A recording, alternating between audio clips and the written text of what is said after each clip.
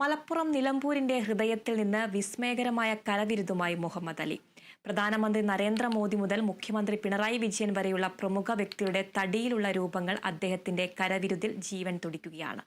നിലമ്പൂരിലെ തടികൾ ഉപയോഗിച്ച് വൈവിധ്യമാർന്ന കരകൗശല വസ്തുക്കൾ നിർമ്മിച്ച് മുഹമ്മദ് അലി അത്ഭുതപ്പെടുത്തുകയാണ്.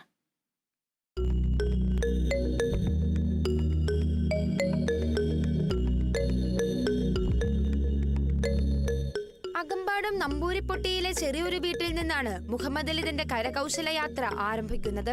തേക്കിന്റെയും ഊട്ടിയുടെയും കഷ്ണങ്ങളിൽ വിസ്മയം തീർക്കുന്ന മുഹമ്മദ് അലിയുടെ കരവിരുത് ഇന്ന് ലോകം മുഴുവൻ അറിയപ്പെടുന്നു. ഭാവനയും സർഗാത്മകതയും ചേർത്ത് പാരമ്പര്യമായി കിട്ടിയ തടിപ്പണി കലയാക്കി മാറ്റുകയായിരുന്നു. ഓരോ തടിക്കഷ്ണവും അദ്ദേഹത്തിന് ഓരോ കഥയാണ്. അതിൽ നിന്ന് രൂപം കൊള്ളുന്ന ഓരോ സൃഷ്ടിയും ഓരോ ഇതിഹാസവും. ആദ്യമൊക്കെ ചെറിയ കൗതുക വസ്തുക്കളും വീട്ടുപകരണങ്ങളുമായിരുന്നു കരവിരുതിൽ പിറവിയെടുത്തത്. പിന്നീട് തടിയിൽ ജീവൻ തുടിക്കുന്ന ശില്പങ്ങളും സൃഷ്ടിക്കുവാൻ തുടങ്ങി. ശ്രദ്ധിക്കപ്പെട്ടതോടെ കൂടുതൽ അവസരങ്ങൾ ലഭിച്ചു തുടങ്ങുകയായിരുന്നു.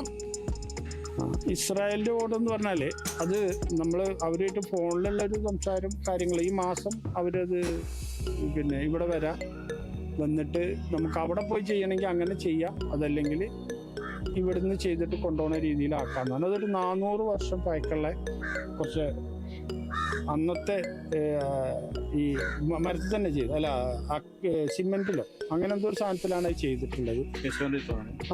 യേശുവിന്റെ ശിഷ്യന്മാരത്, പടയാളികൾ, അങ്ങനെ വരുന്ന കുറച്ച് ഒരു ഫ്യൂസ് പോലെയാണ് അത്. ഒരു ഇതിന്ന് തുടങ്ങി അവസാനിക്കുന്ന വരെ കുറച്ചധികം ഉണ്ടെന്ന് പറഞ്ഞു. പിന്നെ അവരും നമുക്ക് ഈ ഫോട്ടോസ് കൂടുതൽ ഇപ്പം തരുന്നില്ല, കാരണം നമ്മളേറ്റത് സംസാരിച്ച് ഓക്കെ ആയില്ലെങ്കിൽ അങ്ങനെയാണല്ലോ. അപ്പൊ അതുകൊണ്ട് അവരിങ്ങനെ പറഞ്ഞു വെച്ചിട്ടുള്ളൂ. ഒരു 1-2 മാസമായി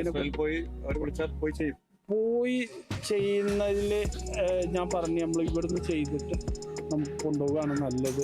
അതായിരിക്കും കാരണം അവർക്ക് വേണ്ടത് നമ്മളെ മരമാണ്. ഈ മരം നമ്മൾ അവിടെ കൊണ്ടുപോയി ചെയ്യുമ്പോൾ ചിലപ്പോൾ നമ്മൾ ചെയ്തു വരുമ്പോഴായിരിക്കും അതിൻ്റെ അളവും കാര്യമൊന്നും കറക്റ്റ് അല്ലെങ്കിലൊക്കെ ഇവിടെ ആകുമ്പോൾ നമുക്ക് നമ്മുടെ ഇഷ്ടത്തിന് ചെയ്യാം. അപ്പോൾ അവർ രണ്ടിനും തയ്യാറാണ്. മുഹമ്മദ് അലിയുടെ ചില സൃഷ്ടികൾ മുഖ്യമന്ത്രിയുടെ ഓഫീസിലേക്ക് സമ്മാനമായി നൽകി. മുഖ്യമന്ത്രിക്ക് അദ്ദേഹത്തിന്റെ കരവിരുത് വളരെയധികം ഇഷ്ടപ്പെട്ടു. പിന്നീട് ദുബായ് രാജാവിന് കേരള സർക്കാർ സമ്മാനമായി നൽകിയതും കരകൗശല കലാരൂപമായിരുന്നു. അതോടെ മുഹമ്മദ് അലിയുടെ പേര് ലോകം മുഴുവൻ ശ്രദ്ധിക്കപ്പെട്ടു. ഇന്ന് മുഹമ്മദ് അലിയുടെ കരകൗശല വസ്തുക്കൾക്ക് കേരളത്തിൽ മാത്രമല്ല ഗൾഫ് നാടുകളിലും ഇസ്രായേലിലും നിരവധി ആരാധകരുണ്ട്. അദ്ദേഹത്തിന്റെ കരവിരുതിൽ പിറവിയെടുത്ത ഓരോ സൃഷ്ടിയും ഓരോ കഥയാണ് പറയുന്നത്. ഓരോ തടിക്കഷ്ണത്തിലും മുഹമ്മദ് അലിയുടെ ജീവനും സ്വപ്നങ്ങളുമുണ്ട്. Kerala vision news, Malappuram.